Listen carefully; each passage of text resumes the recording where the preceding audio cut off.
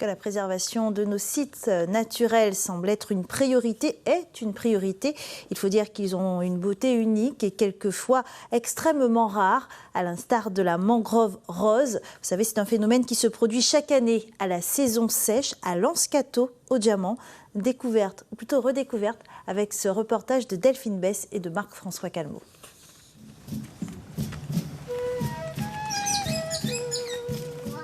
C'est un sentier littoral bien connu des randonneurs.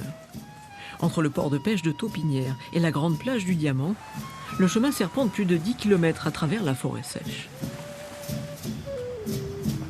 S'il est très fréquenté depuis quelques jours, c'est que de nombreux internautes ont partagé des images insolites de la mangrove de Lanskato. Qu'est-ce qui vous attire ici? La couleur et puis le fait de faire la marche avant, c'est intéressant. On fait du sport et après on se réconforte en voyant ça. Tout à fait inédit, c'est la première fois qu'on voit ça. Vous êtes déplacé pour ça d'ailleurs? On s'est déplacé pour ça, toute la famille. C'est magnifique d'ailleurs. C'est mystique, j'ai envie de dire. Le phénomène, pourtant, est totalement naturel. Sous les fortes chaleurs du carême, l'eau se fait rare. Sans l'apport des pluies qui ruissellent des mornes, la chimie de l'étang est modifiée. Et c'est une algue microscopique qui produit alors ces pigments inhabituels. C'est une algue qui fait de la photosynthèse à la base, qui s'appelle Donialela salina. Et cette algue, à l'intérieur de son petit corps, de son micro-organisme, elle a une molécule qu'on appelle bêta-carotène. Et cette molécule va lui permettre de pouvoir lutter contre le manque d'oxygène pendant cette période de carême. Et moins il y a d'oxygène, plus elle va faire de bêta-carotène. Et plus ça sera rose. C'est pour ça que début avril, c'est un petit peu rose clair. Et quand on arrive à la fin du carême, c'est vraiment d'un rose très intense. Pendant quelques semaines, tout concourt au développement explosif de l'algue.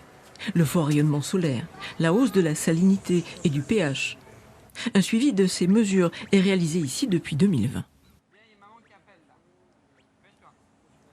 Quand je fais la mesure, j'observe qu'on est déjà à 60 pour 1000, c'est-à-dire 60 grammes de sel par litre de liquide d'eau. Et donc ça commence à monter, sachant que dans l'eau de mer, en général, dans le monde entier, la moyenne c'est 35 pour 1000.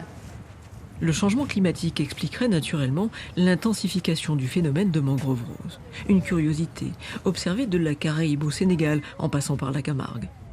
À ce jour, l'on ne sait pas encore s'il pourrait nuire à l'écosystème. Ce qu'il faut surtout avoir en tête, c'est de respecter le site en tant que site naturel. C'est déjà un site qui est stressé par le carême. Il ne faut pas se baigner dedans, il faut respecter la végétation autour, respecter aussi les crabes qui sont là et la faune, etc.